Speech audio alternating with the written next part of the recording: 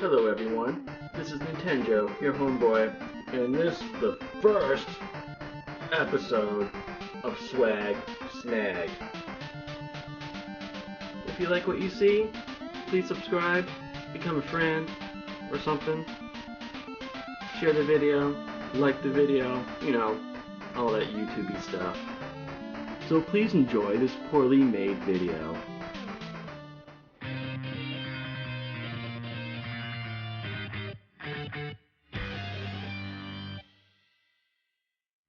Alright guys, I'm here with Boss Rush Mode in Bit Alchemy. About a month ago we went to Retro World Expo and it was a ton of fun. Super fun, absolutely. So Boss Rush Mode and I went on the Saturday and Bit Alchemy went on Sunday. Yep. So what did you guys think of it?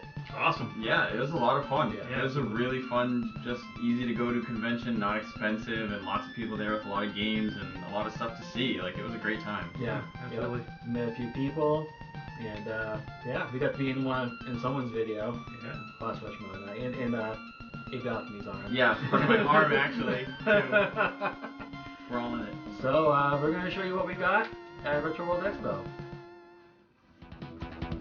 Hey everyone, Boss Rush Mode here on Nintenjoe's channel with a Swag Snag, talking about what I got at the Retro World Expo. And here I have a pretty cool looking lunch tin from it's got some Bioshock artwork on it. As you can see, we got the Big Daddy featured right here. On the side we got some delicious barnacles, and the other side is basically the same thing. But obviously a pretty cool looking tin. I thought this was pretty neat. Also, being a fan of Bioshock, I couldn't resist this. And not only is it cool looking, it's also practical because inside it I got the rest of the Snag I swag, or backwards. Alright, get this out of the way, and in this other bag of swag, I've got Buck Rogers and the Planet of Zoom for ColecoVision. I also got another game for the ColecoVision. It is Smurf. Now, I never actually played either one of those games, and they were both really inexpensive, so I figured, hey, why not? For the Atari 2600, sticking with some classic video game systems, I got Pitfall 2: The Lost Caverns. Pretty fun game, obviously the sequel to Pitfall, which is a very, very popular Atari 2600 game. Very, very cool game. Very difficult though. I found it way harder than the original Pitfall, but still very fun. So if you have an Atari 2600 and you haven't played that, definitely check it out. I highly recommend it. I also got, to finish off my NES Mega Man collection, Mega Man 5. Obviously the most sought after, the most expensive one of the group, but I have finally reacquired it. I had it at one point and got rid of it, but now I have it back, and now my NES Mega Man collection is complete once again. And last but not least, behind me we can see some footage of Twinkle Tail on the Sega Genesis. This was a repro card because, if I'm not mistaken, it was never officially released in the United States. So a friend of mine, GorillaGames, actually made me this repro card, and got 8-Bit Alchemy firing away at it. Looks like he's doing a pretty good job there. And yeah, so that's the swag I snagged.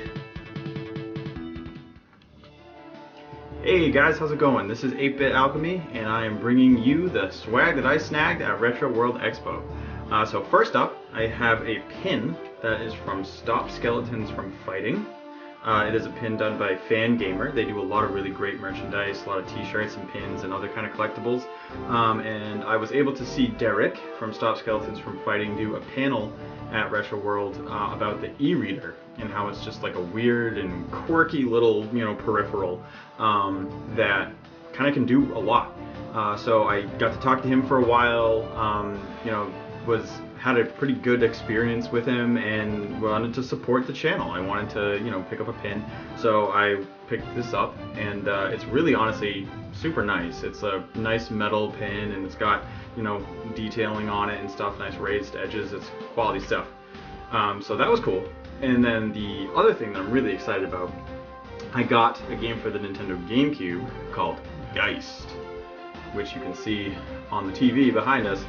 And so Geist is a unique game. It's a GameCube exclusive. It is like a survival horror shooter kind of hybrid game.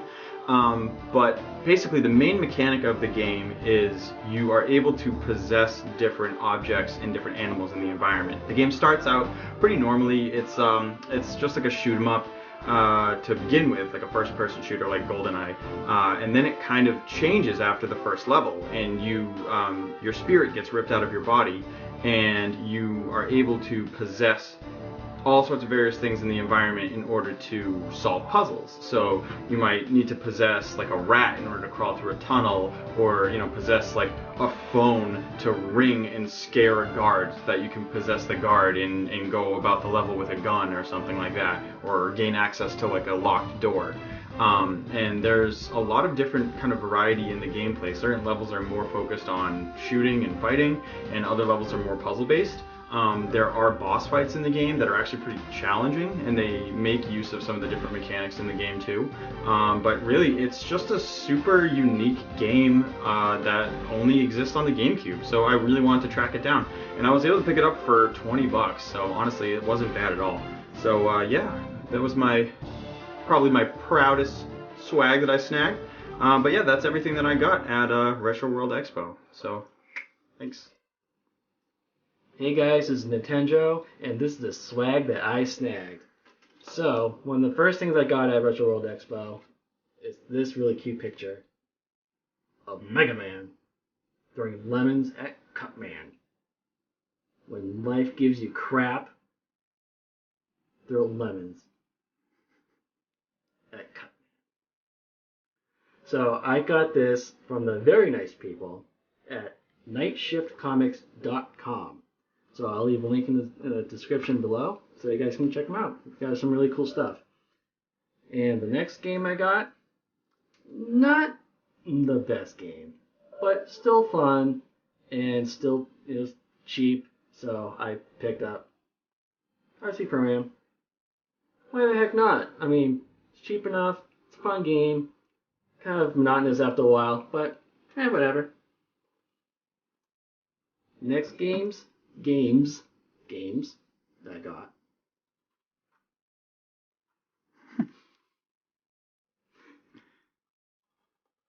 X-Men Legends 1 and 2. So these games are really cool. So if you're familiar with Diablo, this is what these games are like, but with Marvel characters. And it's a ton of fun. So I highly recommend getting them. I got these. I want to say they're $10 each, so not too bad. Next game I got, grabbed from my crotch, Mario 64, Super Mario 64. Excuse me, I misspoke. You're excused. Well, I think you got it off camera. So I got this game for $30.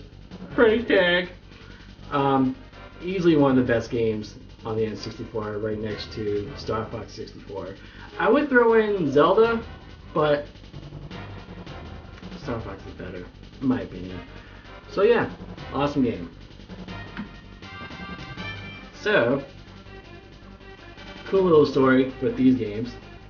So I picked up Star Fox for the SNES, which I've never owned before, as you can see being played behind me, on the SNES Mini, but what the heck, I wanted the physical copy. I've never actually owned it. I've always liked this game a lot.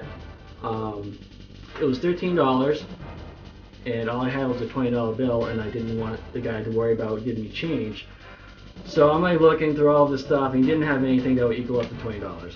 So he goes in the back, and he's like, he grabs a box of random games, and he's like, here, take this, pick 2 games, and call it even. So I picked up Spy Hunter and Star Soldier. Why not? I mean, they're both fun games. I've never actually owned them. I've always rented them, but I've always liked them. So yeah, that's that. Oh yes, the Capcom block. Another awesome Capcom game that I've never owned, but I've always played at a friend's house. DuckTales. Definitely one of the best Capcom games on the Nintendo. Also, swap. Chip 'n Dale's Rescue Rangers complete in box. So again, a game that I've never owned, but I played at a friend's house, and I loved the crap out of this game. And I remember the first time beating this game, I was overly thrilled. I don't know why, but I was young and dumb, so whatever. Awesome game. Pick it up if you haven't already. So, I'm a big fan of Mega Man. I really am. Love it. I got Mega Man 2. 3 is the best. Fight me, alright? Still, this game is still awesome. Definitely one of the best soundtracks. I like 3 better. Yeah, so I've never owned this game. I've only owned Mega Man 3. But I have the anniversary collection for the GameCube, but I've never actually owned any of the cards except for 3. So I'm pretty excited about this one. Next up, I've got these really dorky hats. I am so cool, man. I didn't know you liked Mega Man. Whatever, I don't know who that guy was. Spooky, it's Halloween time, so it's spooky, right? So, another item that I got. Cappy. Oh, look at that. Like a glove. Beautiful, right? Freaking beautiful. I love these hats, though. They're really cool. I love Mario Odyssey a lot, and I've always wanted a Cappy hat. So they were selling it for $15. I'm like, you know what? I'm gonna get it. I don't freaking care. It's my money. I do what I want. And I got this. I think I got this for $20. Maybe it was $15. But I've never seen it before, and I'm like, you know what? I'm gonna grab it because I'll probably never see it again. And I love too much. So, that is the swag that I snagged.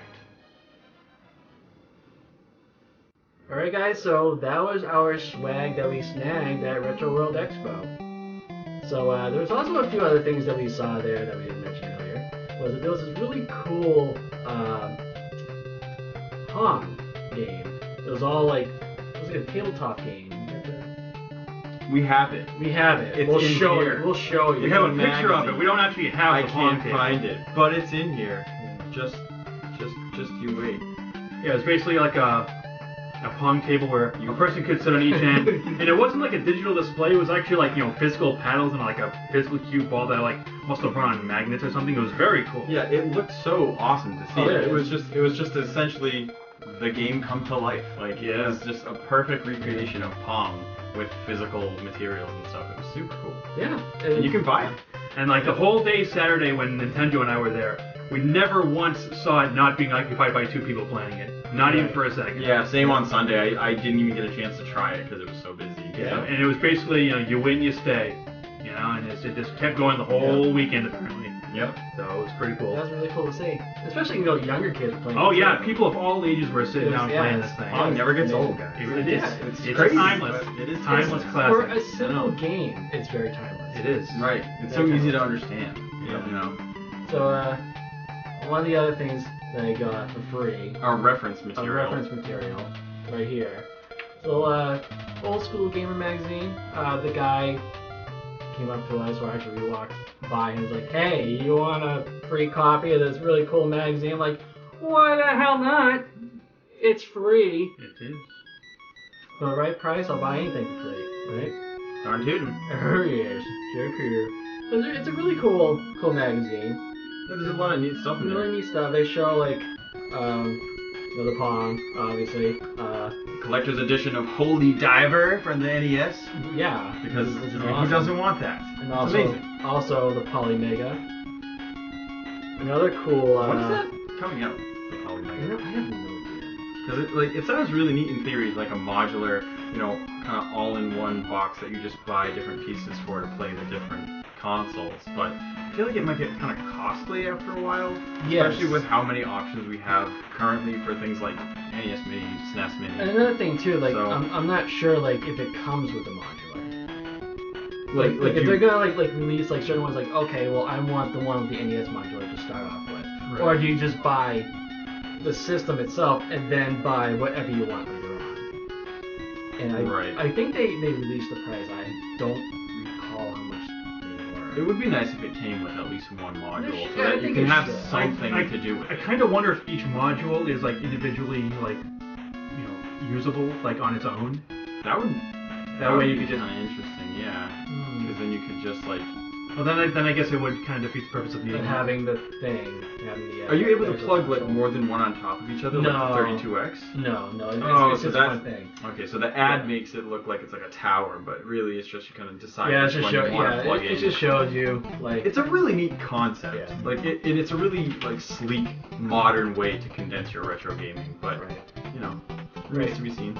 And another thing that came with this is the poster, which is, you know, bigger. And there's more You guys characters. did cover. Yes, we've got more characters in the top Oh, yeah, here. that's true, yeah. I didn't even notice these two guys before. How can you not notice? They're freaking huge. But, yeah, so I thought that was cool. A little freebie. You get a poster with it, too. Yeah. Why the heck not? Why the heck not? I mean, right? So cute. Kupo, am I right? Yeah, that's right. Yeah, that's right. So, you want Yeah, so there was a couple other things. There was one artist that I talked to, I think you guys saw him, Johnny Flid, at Johnny Flid, and he was just a really cool, down-to-earth dude. But he had a bunch of really neat, like, little wood block paintings that were all made to look like Kirby.